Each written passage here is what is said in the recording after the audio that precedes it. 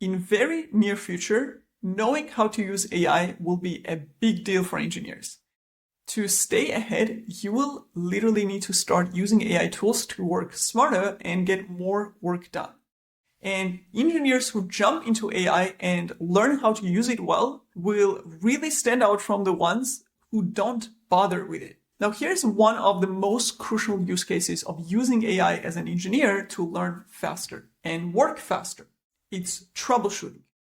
I know from my experience, and this is true for all engineering roles actually, troubleshooting is more than half of your engineering work. I remember I would spend days on troubleshooting our self-managed Kubernetes cluster when various issues were happening, or troubleshooting our CI/CD pipeline issues. Now, it was a great learning experience. I would argue I learned probably the most about Kubernetes and Jenkins when I was troubleshooting and trying out different things, but it was still painfully long and a tedious process. So leveraging AI in such a tedious and time-consuming process is not only smart, but also helps you avoid the frustration. And as you work through the DevOps Bootcamp, you may encounter the same type of troubleshooting use cases as in real work, especially later in the bootcamp when projects get more complex, because we're building real-life DevOps processes. And using AI for those demos can actually speed up your learning and make it more efficient. Now, from DevOps Bootcamp, you already know that you have our support team to help you troubleshoot any issues or errors you might face during the demos, which kind of acts like your AI assistant. But as I said, what happens when you are dealing with this type of issues in your job, which you will inevitably encounter? And that's why you can see this as learning another technical skill on top of your actual DevOps skills. So let me show you a few ways you can use AI for troubleshooting in the bootcamp demos specifically. But of course, you can extend it to actual work use cases as well. And I'll demonstrate how even a general purpose AI tool like ChatGPT can help you improve your troubleshooting skills. But you can, of course, use engineering specific tools like GitHub Copilot, Amazon Q, and so on. The concepts are really the same. The first use case.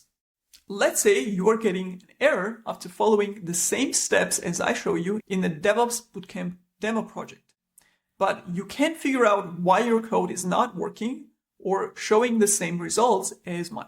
Well, sometimes when you type along the code or configuration that I show in the lecture, instead of copying the code directly from the repository, you might include additional characters like white space, or might miss an extra space in the indentation, for example, when working with YAML files. Or you might miss a bracket or a comma in your configuration, or your Docker Compose file may be wrongly formatted, or your shell script is missing something.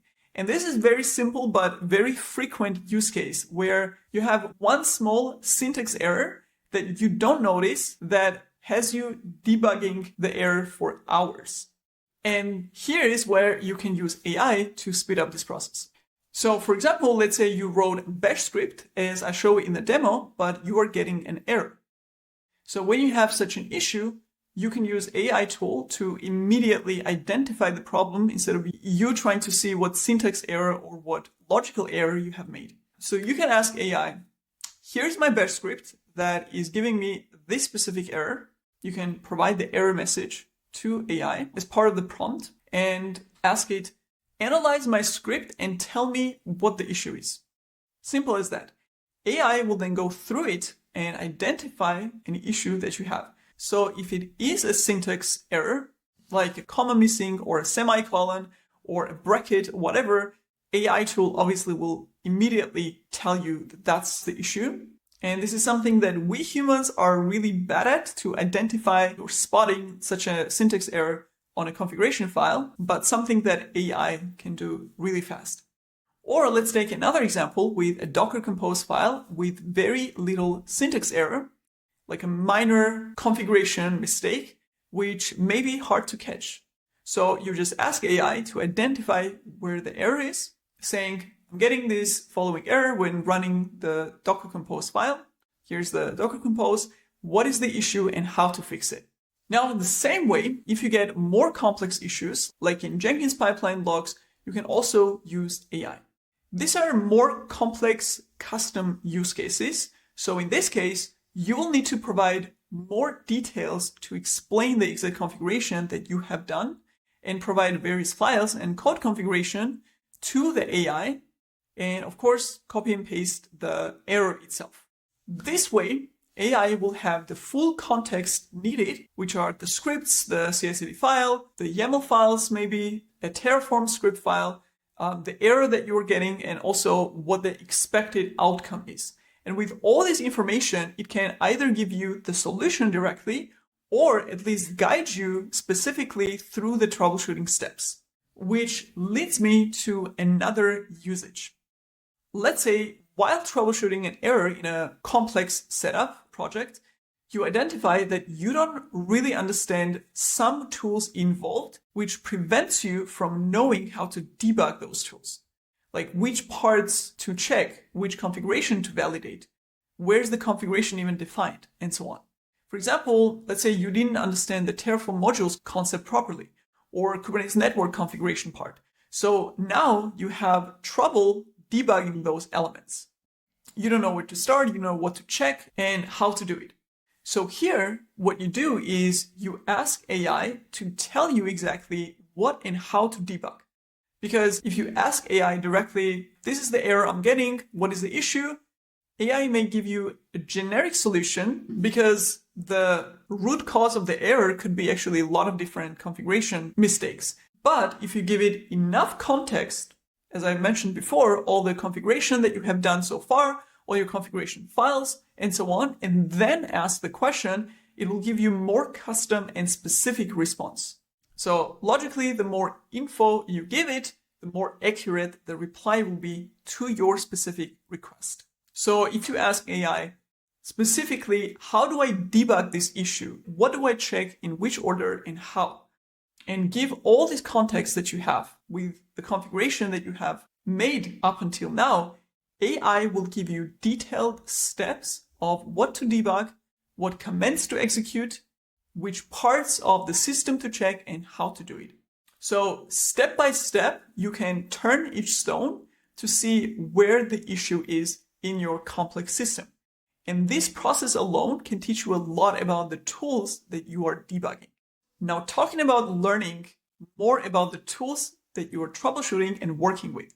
As I said, sometimes we might face a complex topic that we don't fully understand the concepts behind, or a complex tool like Kubernetes. And let's say you didn't fully grasp the concept of storage classes in Kubernetes. Like, how do you provision storage with different backends? How does all that happen in the background? So you can ask an AI to dive deeper into the topic. If you have specific details that you don't understand, make sure to add those in the prompt in your question to get more specific answers to those details. For example, you can ask, explain Kubernetes storage classes in simple words. I understand they are used to provision storage dynamically, but I don't fully understand how it works. Do I need to set up any additional resources? How is the storage backend created exactly? Give me details with specific examples. And here you can dig deeper with follow-up questions, zooming into the parts that you want to know more about. The fact that you have to think about what to ask and to formulate what you don't understand exactly will actually help you process your knowledge much better. And having this type of more logical knowledge will also help you ask better questions to AI when you're troubleshooting. And again, often with AI tools, the quality of output depends on the quality of input, which are your questions, also called prompts. So this is in a nutshell how to use AI for troubleshooting and some very simple but powerful use cases of how to leverage AI for learning, but also working with DevOps tools. I hope this was useful. Thanks for your time and see you in the next one.